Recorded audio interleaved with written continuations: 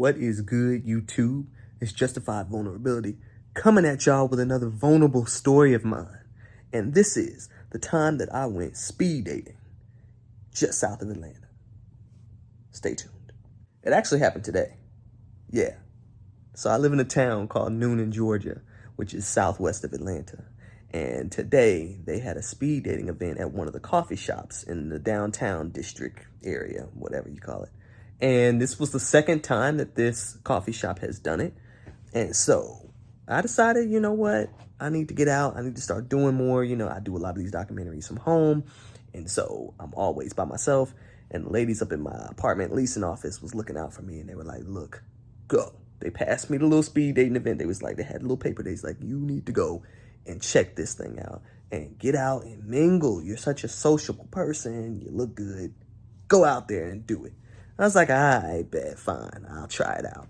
And so I went up in there this afternoon and I was like, hey, what am I going to need for the event? And they were like, yeah, you just pay at the event. So I was like, okay. So tonight at 7 p.m., I decided to go and check it out, see what they was talking about, right?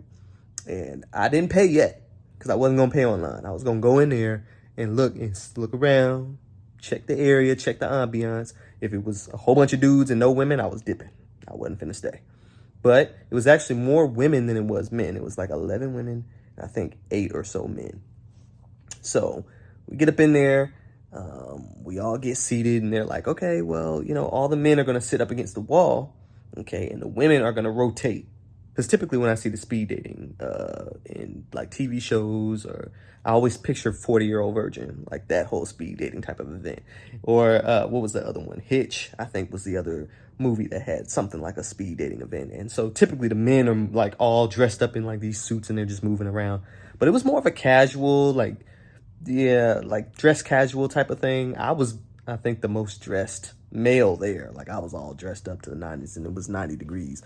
It was hot. I did not like that. But anyway, so we start off, it's in 3-minute sections, okay? And at the end of your session, they'll flicker the lights. And then it's time for you to move to the next person. And so the women would move down one spot. And then you would see all the women and you would get a chance to talk to everybody, which was good. It was damn near everybody's first time actually doing it. And, you know, it just got us out of our element and got us out of our comfort zone. And everybody pretty much had a good time. We all laughed, cracked jokes, you know, we was able to talk and just kind of conversate. And I had a great time. No negative experiences. There was one woman who was like all over the place. Like when it was time for her to sit in front of me, she was like here, there, and everywhere. I'm like, I don't bite. Like you can come sit down at my table and speak. And she's like, oh, I thought I had to go this way. I was like, you see everybody else moving down one. You move down one and come sit down and talk to me. But we ended up having a great conversation. And so, yeah, I'm glad that I went. I'm glad that I got out there and, you know, spoke and, you know, made some, you know,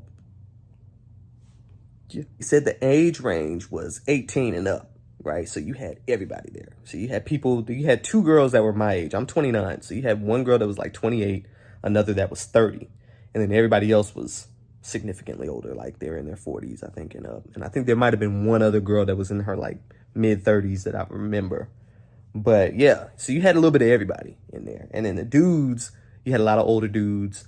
And then you had some guys. I mean, I didn't really talk to a whole lot. I didn't really talk to the guys, so I don't really know all of their ages, but I know that I was probably one of the younger people, which I guess was a complaint that they had the first time they did it because they said there was too many older guys. But yeah, you had a little bit of everybody in there. And yeah, you know, you got to hear about everybody's life experiences, and you can only say so much in 3 minutes, but it was cool. Only one of the girls was black though. And so when it came time for me to talk to her, and that was the 30-year-old, she was the same age as me, we just laughed. Like with some of the other women, there were some hints of romance here and there, depending on, you know, the angle of the conversation. But when it came time for me and her to talk, it was like we was chatting it up like cousins. Like we could not stop laughing. It was really cool though. Like we was cracking jokes, man. It was cool though. It was cool. I'm glad that, you know, everybody kind of was able to shake off the nervousness, the anxiousness, and kind of just be themselves. I remember it was one girl, she was a flight attendant, she was going through, and she left after she talked to me. She got up and left, and I was like, where is she going? And the next girl that came and sat down was like, yeah, she's got a date. So she got like halfway through, the mingling process and was like, all right, I'm dipping, I'm out. And just didn't tell anybody, just got up and left. And so that was that. And then the other guy who was next to me at first, he left too. He left right after she left. And so I don't know if that guy was just not having a good time or if he had plans or what. But yeah, he got up and left in the middle of it. As for matches, I get this problem a lot, right? I'll get women that will tell me that I look good, that, oh, you so handsome and this, that, and the third. And then nothing will happen after that. Like, they'll just tell me I'm handsome. And I'm like, I know I look good. That's fine. That's cool, right? But then nothing happens, right? And so, tonight was more the same thing. And I think part of the reason why this is because I'm super bubbly, okay? And that's an issue that I've had when it comes to romance, okay? Women feel comfortable being around me. They I make them laugh. It's all laughs, joys, and fun. And they like that, right? But they don't love it, okay? They don't love it in a sense of romantic feelings. They don't get put in the romance part of it. It's more like, oh, chatting it up like good, it's good times whenever he's around. We're laughing, we're joking, we're having a good time. But they don't have romantic feelings for me, if that makes sense. They don't get put in that mindset of, I don't create, sexual tension. There we go. And it's kind of hard to in that environment. Not all of us can be like the super mysterious type of Chad or Tyrone that can just, say the right thing in under 3 minutes. And then the woman will move on to the next, but still be thinking about you. Like, it wasn't that type of vibe. I don't know if any of the guys gave that type of vibe to any of the women, but yeah, it was, yeah. At the end, right, this is, again, the second time that this coffee shop is doing it. So there wasn't like any like, okay, write down this person's name and then put it into a bucket or something like that. Or you can, at the end, put yes on this person, write down 3 things you liked about this person.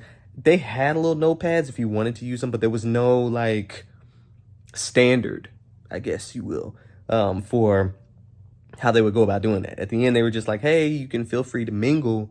We're going to do a little raffle, and because they gave us tickets at the beginning. And then the raffle, I guess you won a free gift card. I didn't win, so.